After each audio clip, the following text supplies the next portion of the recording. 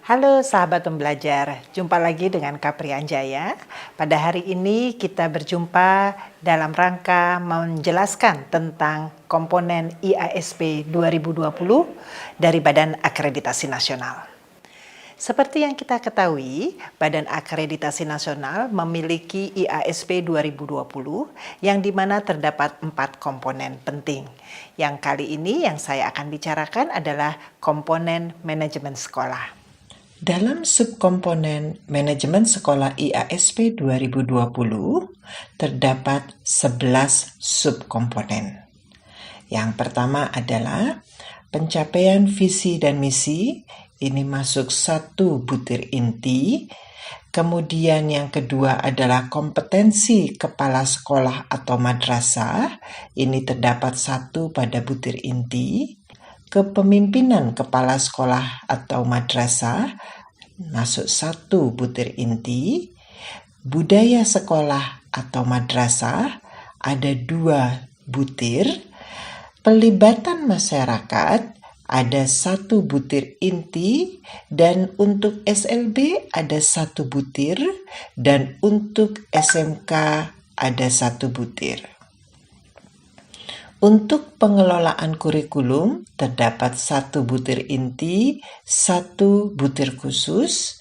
Pengelolaan sarana prasarana 1 butir inti dan 2 butir untuk khusus SMK. Pengelolaan guru dan tenaga kependidikan ada 1 butir inti, 1 butir khusus untuk SLB dan 1 butir khusus untuk SMK. Pengelolaan pembiayaan ada 1 butir inti, pengelolaan kesiswaan ada 2 butir inti, dan penjaminan mutu internal ada 1 butir inti. Oke, siap ya? Hari ini kita akan membahas untuk mutu komponen manajemen sekolah, ada aspek nomor 23 yang akan kita bahas hari ini. Dalam butir 23 IASP 2020 terdapat indikator, pernyataan, capaian kinerja, pembuktian kinerja, dan rangkuman penilaian. Untuk pembuktian kinerja, kita dapat menggali data melalui observasi, dokumen, dan wawancara. Karena ini khusus untuk butir nomor 23. Jadi, dalam butir nomor 23, penggalian data tidak ada yang memakai angket. Oke teman-teman, kita langsung ya, kita akan masuk kepada indikator. Di nomor 23, indikatornya ini adalah yang kita harus perhatikan adalah mengimplementasikan visi, misi, dan tujuan sekolah ataupun madrasah. Nah, dalam indikator itu kita juga harus memperhatikan pernyataannya. Nah, pernyataannya itu ada kata pengembangan, mensosialisasikan, mengimplementasikan, dan evaluasi. Itu kata kunci. Jadi, untuk capaian kinerja terdapat level 1, 2, 3, dan 4. Tentunya capaian kinerja pada level 4 lebih kompleks atau lebih lengkap dan mendapat nilai paling tinggi sesuai dengan upaya yang dilakukan oleh sekolah dibandingkan dengan capaian kinerja pada level 3, 2, ataupun level 1. Nah, untuk level 1 dan level 2 dalam butir nomor 23, kata kuncinya adalah yang level 1 belum mengimplementasikan. Kalau belum mengimplementasikan sama sekali itu masuk di level 1. Tapi kalau sudah mengembangkan, sudah mensosialisasikan, dan sudah mengimplementasi itu bisa masuk level 2. Sedangkan kalau di level 3 itu sudah melibatkan pemangku kepentingan sebagai dasar acuannya. Dan sedangkan kalau di level 4, visi misi itu sudah diterapkan secara berkelanjutan, maksimal dan cukup baik dalam mengelola pencapaian visi dan misi sekolah. Nah, di dalam butir nomor 23 ini terdapat definisi. Definisi ini adalah sesuatu yang harus dibaca oleh teman-teman supaya kita memiliki persamaan persepsi. Visi dan misi itu ada definisinya. Kalau visi adalah pernyataan tentang kondisi ideal sekolah atau madrasah, yang ingin diwujudkan dalam kurun waktu sekurang-kurangnya 4 tahun ke depan. Kalau bisa visinya juga harus menantang, namun memiliki dasar akademik ilmiah atau perhitungan real untuk dapat dicapai dalam kurun waktu sekurang-kurangnya 4 tahun tadi. Sedangkan misi adalah cara untuk mencapai visi tersebut. Sedangkan kalau tujuan dari visi misi dan tujuannya itu adalah indikator capaian. Dalam butir nomor 23 kita hanya membutuhkan dari observasi, telaah dokumen, dan wawancara. Oke, Bapak Ibu sekalian, demikian petunjuk teknis pengisian instrumen dalam penggalian data atau informasi melalui observasi, telaah dokumen, dan wawancara. Saya akan memberikan contoh pembuktian kinerja melalui observasi.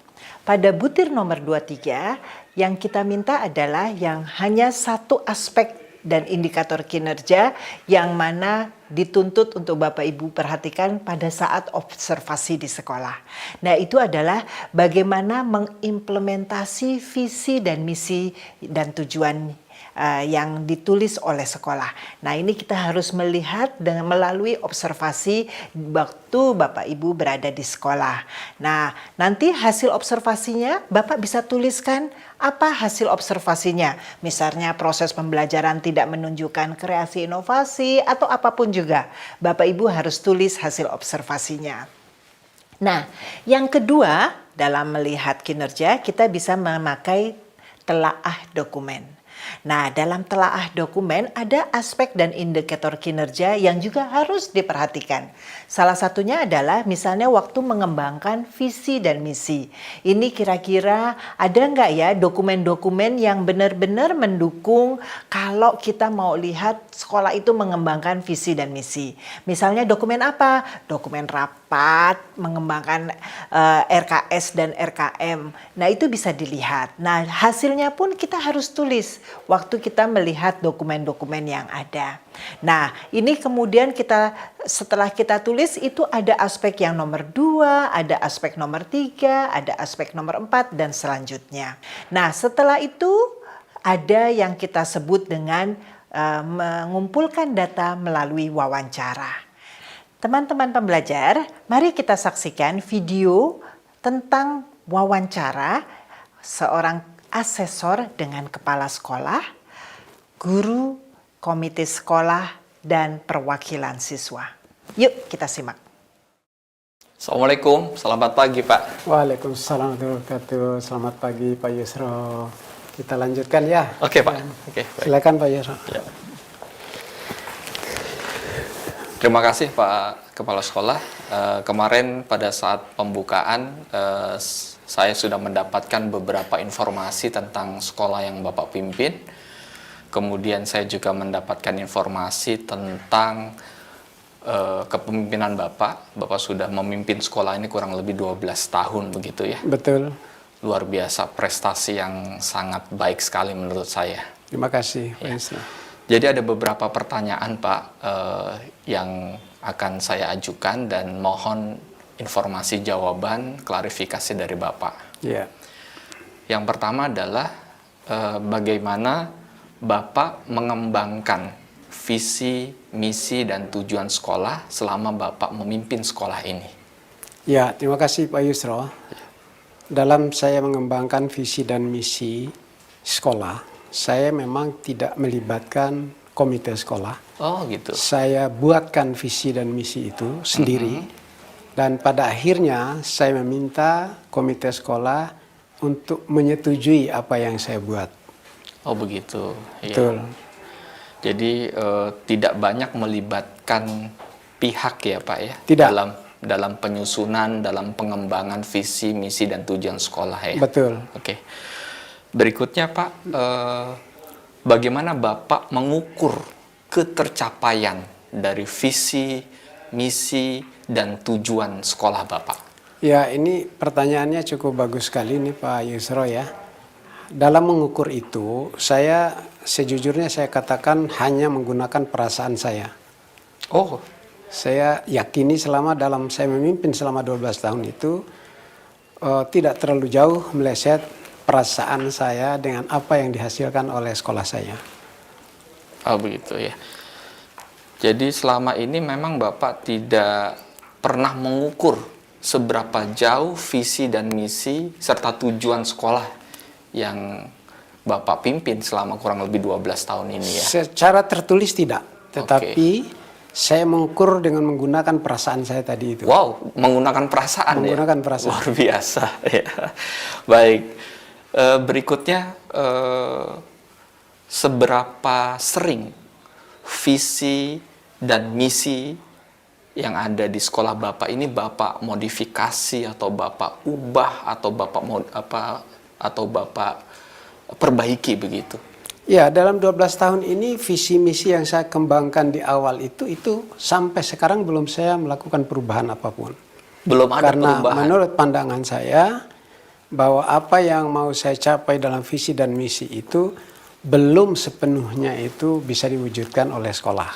Dalam hal ini di bawah kepemimpinan saya. Oleh karena itu saya tidak mengganti visi misi itu selama kurang lebih 12 tahun itu. Oke, berarti selama Bapak menjabat sebagai pimpinan kepala sekolah di sini memang belum pernah ada perubahan terhadap visi dan misi. Belum pernah.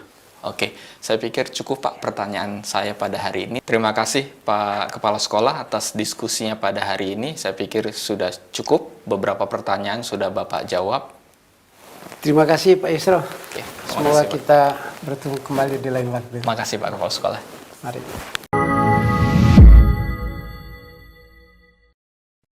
Assalamualaikum Pak, saya Yusro dari BAN SM. Saya Budi, guru agama di sini, Pak Yusro. Terima kasih. Silakan duduk, Pak Yusro. Ya, makasih Pak Budi.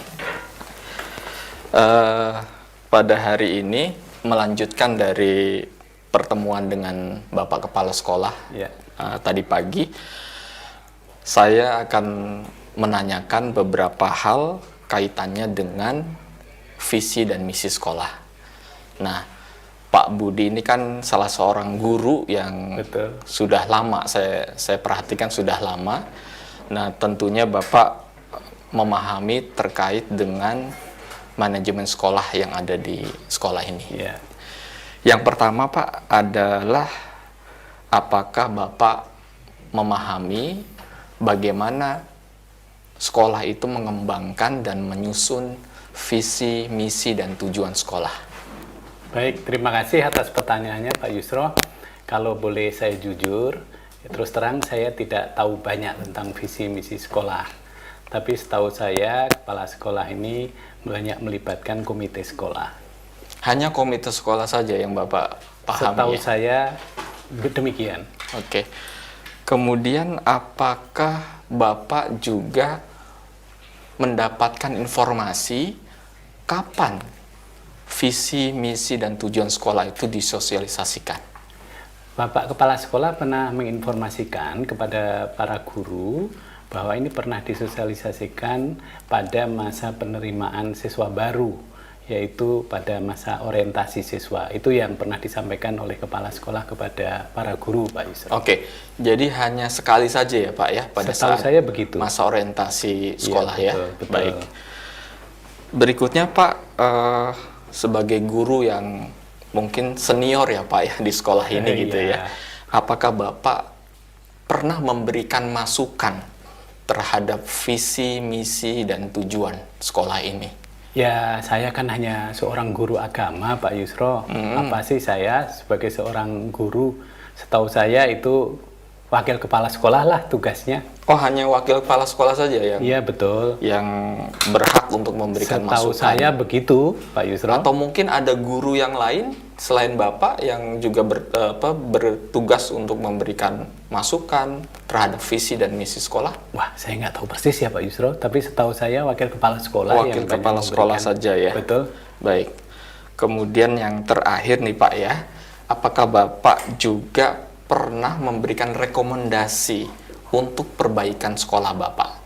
Ya, sebagai seorang guru, apalagi seorang guru agama, pernahlah memberikan rekomendasi. Tapi mungkin saja rekomendasi saya belum sesuai dengan keinginan kepala sekolah.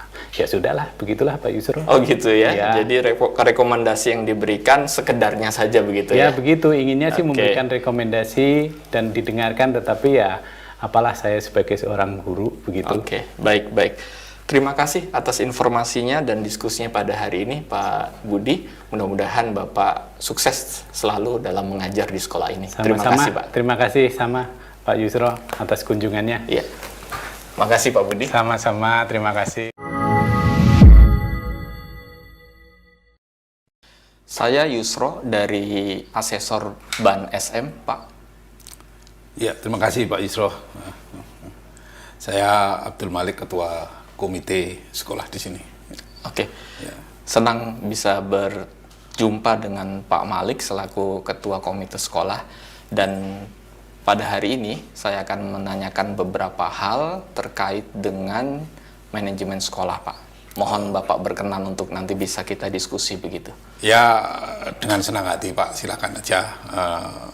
Saya juga nggak tahu ini kenapa kok saya jadi Ketua Komite sekolah ini. Padahal saya sibuk, tapi ya teman-teman yang nyuruh, tapi ya gimana lagi. Silakan, mudah-mudahan saya bisa membantu. Baik.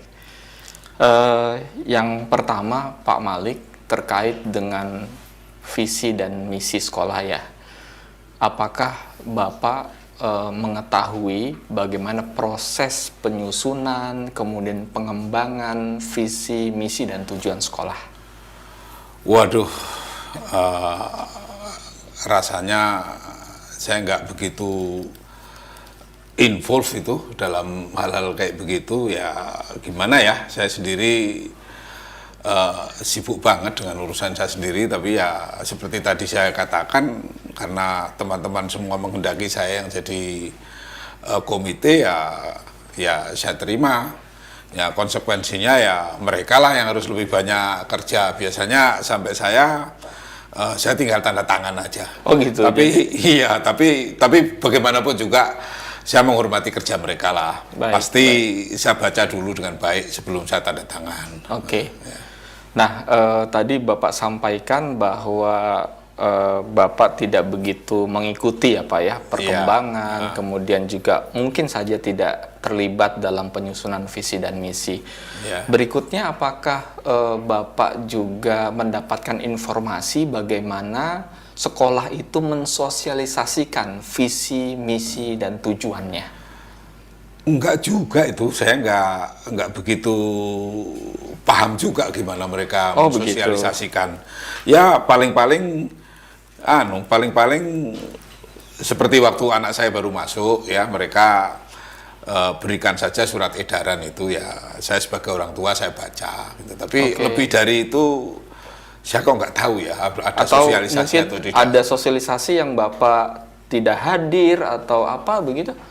Itu agak susah saya ngikutin kayak model-model kayak begitu ya. Saya kalau ada pertemuan yang penting sekali biasanya saya dikasih tahu, ya saya usahakan hadir. Tapi mungkin ini sosialisasi sesuatu yang kepala sekolah dan guru-guru merasa mereka bisa melakukannya sendiri dengan baik sehingga mereka nggak ganggu-ganggu saya. Oh gitu ya, baik. Kemudian yang terakhir Pak, pertanyaan saya untuk diskusi kita ini, selama Bapak menjabat atau diberikan tugas sebagai ketua komite sekolah, apakah Bapak pernah memberikan masukan untuk perbaikan sekolah kepada kepala sekolah? Ya gimana ya, saya pikir sekolah baik-baik aja itu, dan kalau saya lihat anak-anak saya juga kelihatannya seneng-seneng aja, enjoy ya Pak ya? Enjoy aja. Saya pikir juga sekolah udah jalan dengan baik. Oh begitu, baik. Ya. Oke, Pak Malik, terima kasih atas diskusinya pada hari ini. Saya sudah mencatat beberapa informasi penting terkait dengan manajemen sekolah. Mudah-mudahan ini bermanfaat untuk saya, memberikan informasi kepada saya tentang sosialisasi dan pengembangan visi dan misi sekolah. Ya, Terima kasih Pak. sama-sama Pak Yusro. Ya, ini intinya ini sekolah baik-baik aja kok. Oke, Jadi baik, nggak usah nggak usah gimana lah. Ya, intinya ya semua kelihatannya juga happy, gurunya happy, kepala sekolah happy, tidak pernah terjadi apa-apa, tawuran juga nggak pernah di sini, anak-anak juga tertib. Ya udahlah. Oke. Kan itu aja intinya sebenarnya. Baik, terima kasih Pak Malik atas waktu Terima kasih. dan diskusinya. Sama-sama. Terima kasih. Ya. Terima kasih.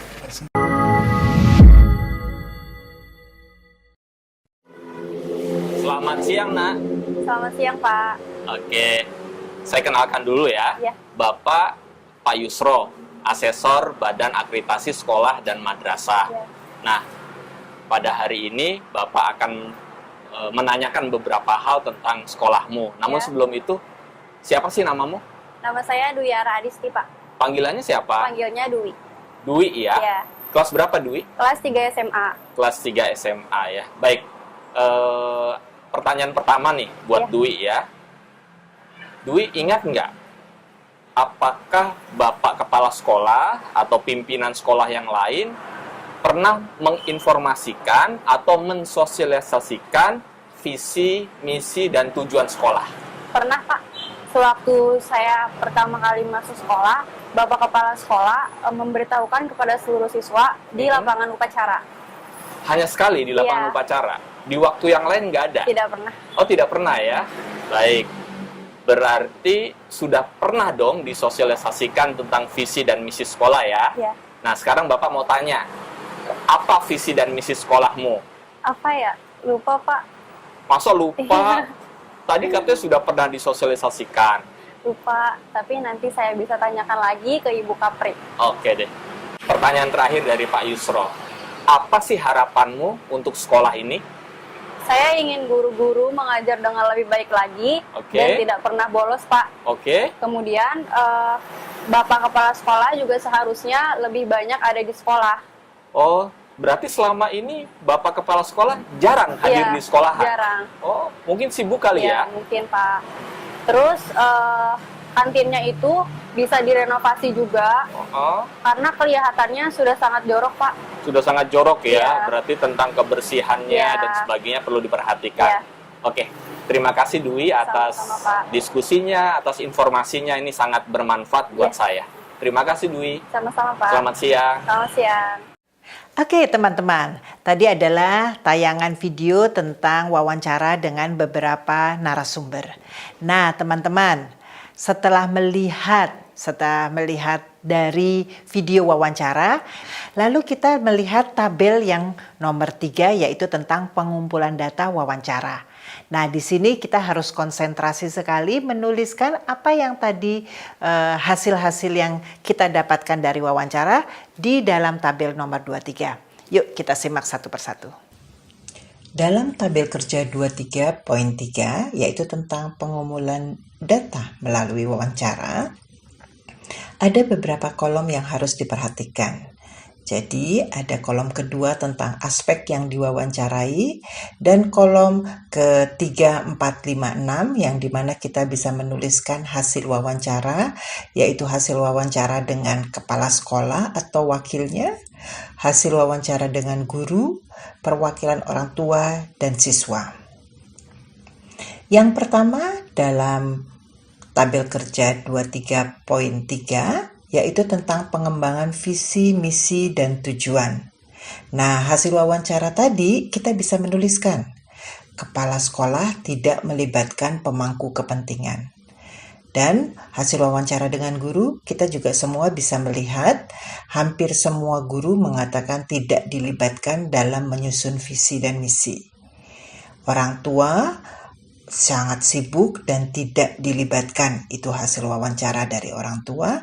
Begitu juga dari siswa, siswa tidak dilibatkan. Nah, selanjutnya untuk yang kedua, aspek mensosialisasikan visi dan misi serta tujuan, itu kita menuliskan hasil wawancaranya yang tadi kita sudah wawancara dari kepala sekolah, guru, orang tua, dan siswa.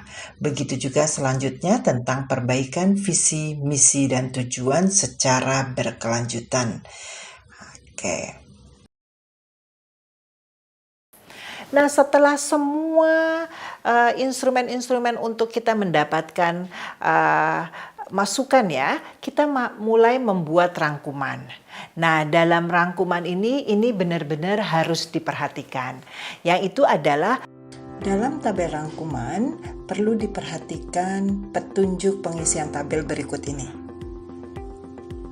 Bapak Ibu, yang harus diperhatikan adalah untuk tabel pada kolom 3 ini kita lihat bahwa setelah selesai menulis, klik save untuk dapat lanjut ke kolom 4 dan Bapak Ibu tidak dapat kembali lagi ke kolom sebelumnya. Jadi diperhatikan apa yang ditulis di kolom 3 itu kalau sudah di save tidak dapat kembali lagi. Dan yang kedua yang harus diperhatikan adalah pada tulisan pada kolom 6, setelah Anda menulis catatan, kemudian klik next. Nah, setelah mengklik next, lagi-lagi Bapak Ibu tidak dapat kembali ke kolom sebelumnya. Yuk kita perhatikan kolom-kolom yang terdapat dalam tabel rangkuman. Nah, ini dalam kolom nomor 1 adalah nomor, kolom 2 adalah aspek kinerja butir, ini akan keluar dengan otomatis. Nah, kolom nomor 3, Bapak Ibu silahkan menuliskan deskripsi dari hasil observasi, wawancara, dan mencermati dokumen. Jadi dituliskan kesimpulannya. Setelah selesai, klik save. Nah, Bapak Ibu harus perhatikan, setelah klik save, itu Bapak Ibu tidak bisa kembali ke membetulkan apa yang Bapak Ibu tulis di kolom nomor 3. Setelah klik save, akan keluar level kinerja di kolom 4, yang dimana dibagi menjadi A, B, C, dan D. Dari hasil deskripsi yang Bapak Ibu tulis, Bapak Ibu silahkan memilih level kinerja yang mana yang cocok mendeskripsikan dari hasil observasi, wawancara, dan mencermati dokumen tadi. Nah, ini misalnya saya pilih D. Begitu klik D, maka di kolom 5 akan keluar skor kinerja yang dimana Bapak Ibu harus pilih antara skor kinerja yang paling rendah, yaitu nomor 1, atau skor kinerja yang paling tinggi di nomor 3 pada pilihan Bapak Ibu. Jadi misalnya milih D, kemudian di kolom 5-nya saya milih yang paling baik yaitu nomor 3.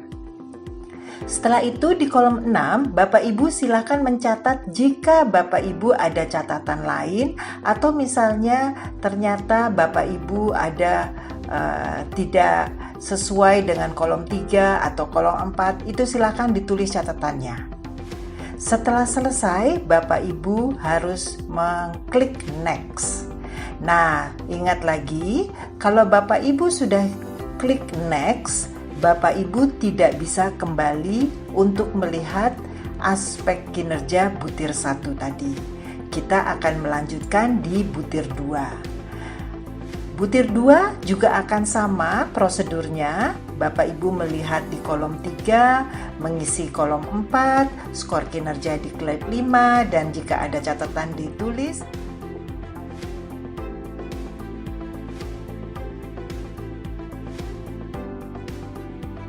Kemudian next untuk aspek yang ketiga, keempat, kelima, dan selesai.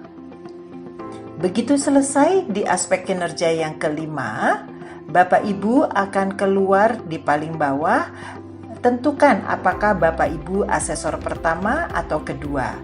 Jika Bapak Ibu asesor pertama, maka dilingkari nomor 1, kemudian ditulis nama lengkap dan NIA. Nah, setelah itu skor butir akan keluar secara otomatis, yaitu dengan formula total skor aspek dibagi dengan jumlah aspek dikali 3. Nah, demikian Bapak Ibu untuk tabel rangkuman. Semoga bermanfaat.